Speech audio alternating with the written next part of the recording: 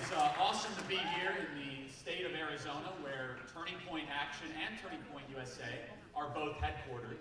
And look, there's a lot of, let's say, rumblings around the state of Arizona.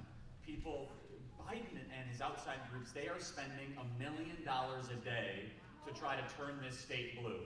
And look, I haven't been here long. I grew up in Illinois, and I came here because of freedom. I came here because of liberty. And whether you guys like it or not, you're now all living in a battleground state. This is a state where the Democrats think they can win back the White House by turning Arizona blue. It's no different than living in Ohio or Florida. It's not a state that all of a sudden is just going to be reliably red. And so today we're going to hear from Don, we're going to hear from KG, but know that this is a call to action, because the Democrats think they can take this state, and they think they can be 2 Democrat senators and have Joe Biden win this state. And we know that Joe Biden does not represent Arizona values, that Joe Biden and Kamala Harris and their gun-grabbing agenda and their agenda of restricting speech, of open borders, does not represent the values of this incredible state. And we're not going to let that happen, and that's why we're here today.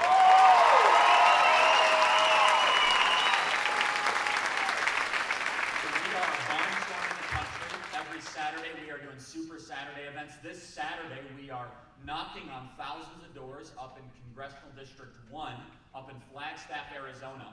So we encourage all of you to come up to help knock on doors up in CD1, which the president did very well in CD1 back in 2016. And we can't forget that these districts that were won by Trump, currently occupied by Democrats as House seats, are major opportunities for us. But we're here in Chandler for a reason. You know, they say this is cinema country. I don't know about that. This is Trump country in Chandler, Arizona. And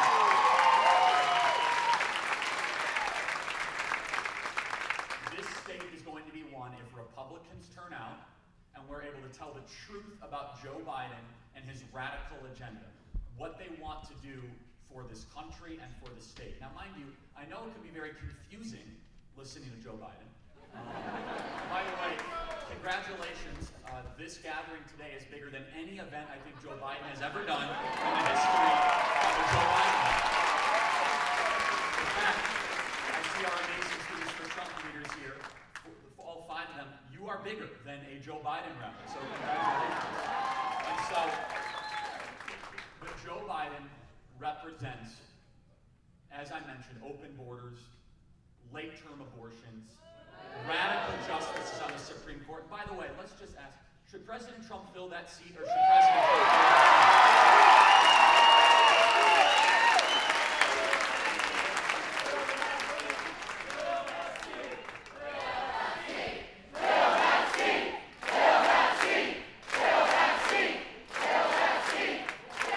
And I think we will. And it's very important. And that's why it's important to keep the Republican Senate majority and everyone turn out. So we are so thrilled to be joined by 2 incredible American patriots. We just did a huge event in North Carolina. We did an event also in Minnesota and Miami last weekend. But when we were kind of talking about what are the states we need to hit, is Arizona. And so I'm so thrilled to be joined by 2 incredible American patriots, Donald Trump Jr. and Kimberly Guilfoyle.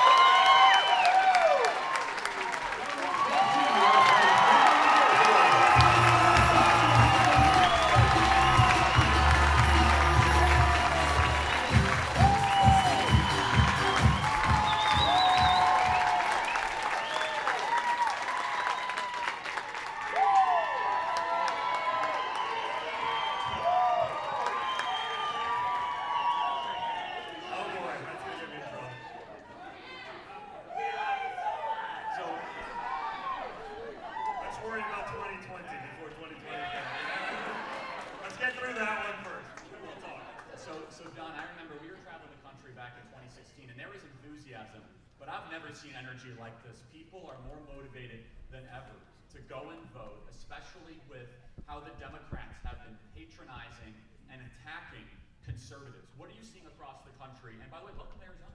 Well,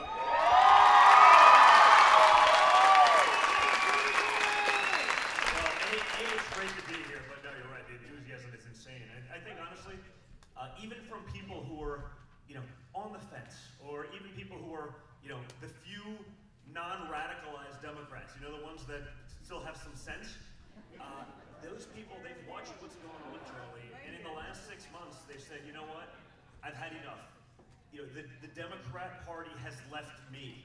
I didn't leave the Democrat Party. I've been saying this, we said it in 16 as a guerrilla when we were going out to, sort of blue-collar workers in some of the Rust Belt states that had sort of the, blue dog Democrat states where you had a long tradition of, Democrats that were hardworking, blue-collar Americans. You speak to those guys now and they're like, this party doesn't represent me anymore. Back then it was, Don, if my grandfather knew that I was voting for a Republican, he'd be rolling over in his grave. And I said, well, what would your grandfather say about 96 genders? And by the way, that was from like 2 weeks ago, so by now it's probably like 130 genders. But, and some of the other radical positions, what would he say about Democrats watching cities, Democrat-controlled cities with Democrat mayors and Democrat states with Democrat city councils being burned to the ground? And no one's saying anything. I mean, we all watched the DNC. I did it for humor. It's like watching the Onion News Network. You had 150 sociopaths get up there talking about how, I hate America. It was brilliant, right? It was like my kids' kindergarten Zoom class, right? I always say, ever since Harvey Weinstein went to prison, they've just lost their flair for production. True story? True story?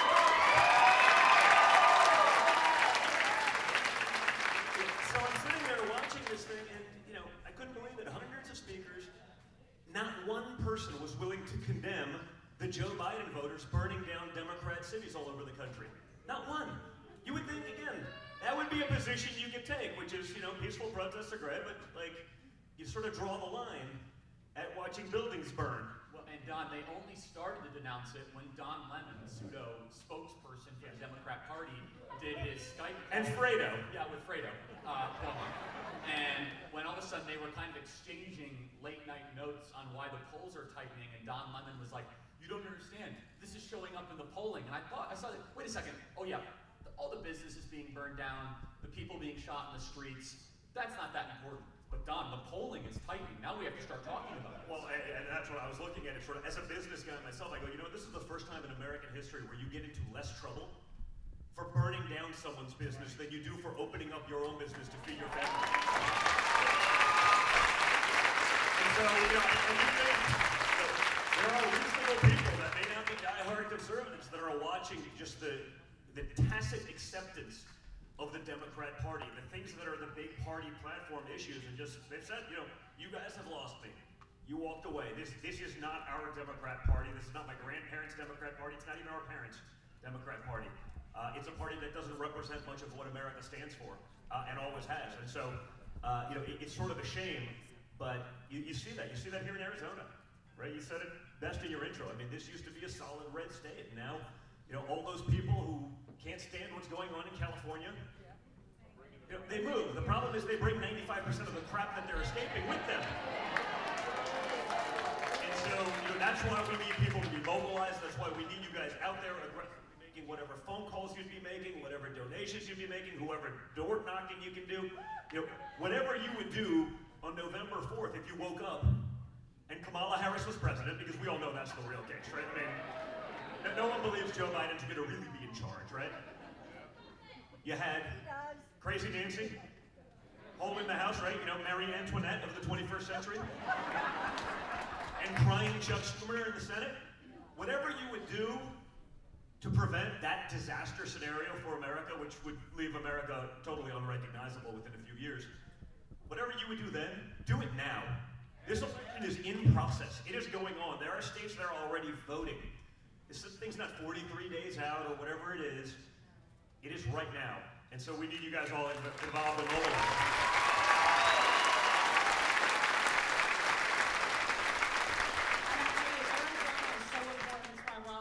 Thank you enough, Charlie, for setting this up, and fantastic, and the whole team, and thanking our fearless chairwoman, Dr. Kelly, Ward of this day. Amazing. Wonderful. Thank you, Kelly. She's amazing.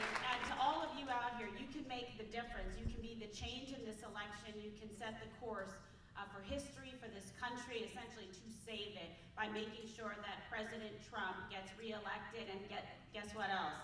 Fills the seat. Don, you wrote this incredible book, Liberal Privilege, and you and I, and by the way, if you don't yet have a copy, you guys gotta check it out. And if you want a signed copy, go up to Flagstaff this weekend and knock on doors. And anyone who knocks on doors, we get a signed copy of Liberal Privilege. But Don, you didn't actually plan to write this book just in the beginning of 2020, but some unexpected things happened.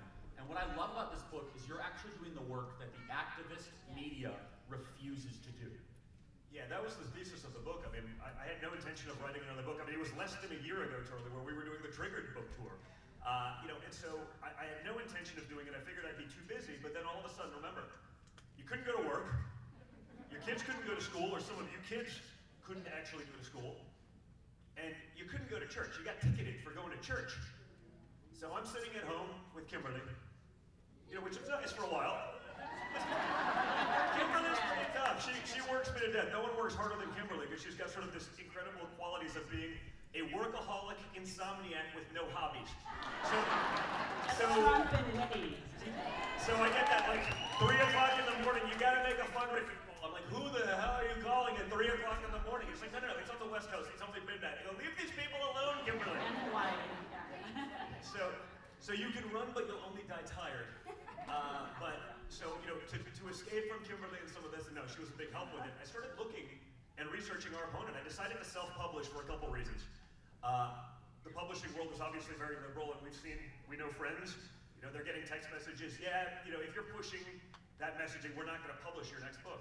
I mean, literally threatening guys. And these are not radical conservatives or some sort of fringe element. These are mainstream conservative thinkers, members of Congress and others, bestsellers. The publishing world is trying to manipulate that. So I said, this is something that has to get out there. The mainstream media has refused to report on Joe Biden's half a century. Think about it. A half a century in D.C., and according to the mainstream media, this is a fresh face for Washington, D.C. I'm like, Jesus Christ. Between the hair plugs and everything, I go, this is not a fresh face, okay? The worst facelift in modern American history, but it's a fresh face for D.C. And I said, someone actually has to do this. Someone has to take on the mainstream. So it's a 360-page book with 18 chapters. Each of them would be totally disqualifying to any candidate like Donald Trump. If Donald Trump did any of the things that Joe Biden did throughout his career, he wouldn't be able to run for office. If Donald Trump's family, like me, did the stuff like Jim Biden and Hunter Biden and the sister, millions of, probably hundreds of millions of dollars. Hunter's making $30 million a year in fees in a typical 2% fund model, right? From the $1.5 billion from the Chinese government. Think about that, guys. What would the media do to me if I took $1.5 from the Chinese government? No, seriously. 1.5 million, 2% of that is $30 million a year. That would be a typical fund. $30 million a year.